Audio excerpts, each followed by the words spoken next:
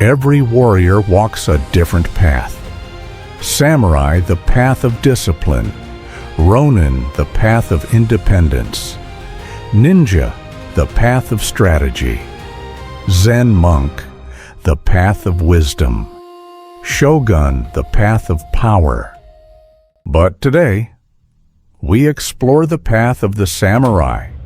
You look directly into the eyes of someone crossing your boundaries, smile politely, and choke back the raw truth tearing at your throat. You swallow your own dignity to buy a few fleeting moments of fake, synthetic peace. You call this emotional intelligence, maturity, or professional diplomacy. This is a lethal delusion. You are the conflict coward, a fragile modern parasite who chooses a comfortable, polite lie because your weak mind breaks at the first whisper of relational tension. You live in permanent terror of friction. The supreme paradox of your existence is tragic. By hiding from immediate confrontation to protect your peace, you are systematically ensuring your own long-term psychological execution. The deep, unresolved mystery of your decay is not the lies you tell others, but the silent, monstrous entity you are feeding within yourself every time you bow your head. An entity that will claim its final price by the end of this path. In the iron-forged world of the Sengoku Jidai, a man who could not stomach severe friction was an immediate liability to his clan. To hesitate or mask reality out of fear of social discomfort was viewed as an active betrayal of duty. The modern person, however, treats relational harmony as an absolute divine right and views a stern word as a traumatic injury. You navigate your life like a ghost, coddling toxic behavior, dancing around hard boundaries, and engineering complex white lies just to avoid an awkward silence or a furrowed brow. Your spirit has grown flaccid, submissive, and deeply sick. You mistake submissive compliance for actual strength, entirely blind to the fact that peace without power is simply delayed execution. You have weaponized politeness to defend your absolute psychological cowardice. Consider Tokugawa Ieyasu, the ultimate architect of absolute endurance. Ieyasu did not build the unified Edo shogunate through soft compromises or by running away from severe strategic friction. For decades, he was caught in a crushing vice between terrifying superpowers, ruthless warlords like Oda Nobunaga and Toyotomi Hideyoshi. He was forced to endure the absolute apex of psychological torment. To survive, he had to look his direct enemies in the eye, mask his profound fury, and execute decisions that would break a fragile modern mind. Consider the suffocating atmosphere of the sun-drenched war pavilion at Hamamatsu. Smell the heavy, choking stench of unpolished iron armor, horse sweat, stale blood, and charcoal smoke hanging over the maps. The silence is heavy, visceral, and absolute. Ieyasu's palms are slick with cold sweat inside his lacquered gauntlets. His jaw is clenched with medical precision as he receives a horrific mandate from Nobunaga. He must execute his own wife and force his eldest son to commit seppuku to prove his loyalty. A lesser man would have broken under the sheer emotional friction, exploding into futile rage or fleeing into a cowardly lie. Ieyasu did neither.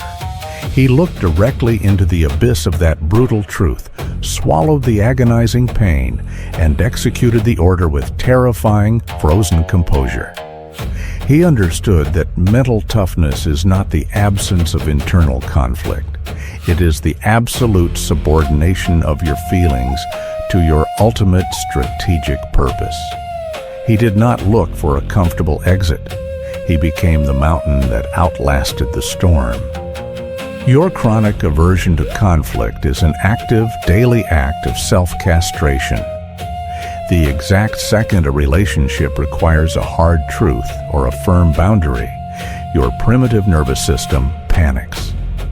It treats an uncomfortable social confrontation as if it were a literal spear rushing toward your chest. Your brain floods your body with artificial dread, commanding you to appease, placate, and lie to keep the room soft. Every time you smile at disrespect, you actively train your mind to accept submission. You turn yourself into an empty political tool for people who secretly despise your weakness. To shatter this cycle of decay, you must enforce the samurai's absolute intolerance for falsehood. Strip away the comforting lies you use to protect your fragile ego. Look at the friction directly. Crush the apology. Stop. Do not look away. Observe your breathing right now. Exactly half of this transmission is complete, and your fragile mind is already itching to escape, desperately searching for a comfortable tab or a mindless distraction to avoid the burning mirror held before your face. You are defensive because these precise words are stripping away the noble, diplomatic excuses you used to hide your pure, unadulterated cowardice. You hate this absolute stillness because it exposes your total lack of internal core. Sit perfectly still, endure the burn. If you abandon this realization now, you publicly confess that your fear of conflict owns your entire destiny. Confront the weakness. The ultimate unforgivable price of your conflict cowardice is the complete erasure of your sovereign identity. When you live your life to appease others, you cease to exist as a man. You become a hollow, bloodless echo of the crowd. The silent, monstrous entity you have been feeding inside your soul is your own self-loathing, a parasite that grows larger with every spineless compromise you make. Tokugawa Ieyasu did not outlast his rivals by playing a fragile, polite game. He stood unyielding through decades of psychological warfare, anchoring his mind to an iron standard of survival. Stop running from the tension. True mental toughness is forged when you step directly into the burning center of the conflict and let your true boundaries speak. Draw the line like a naked blade.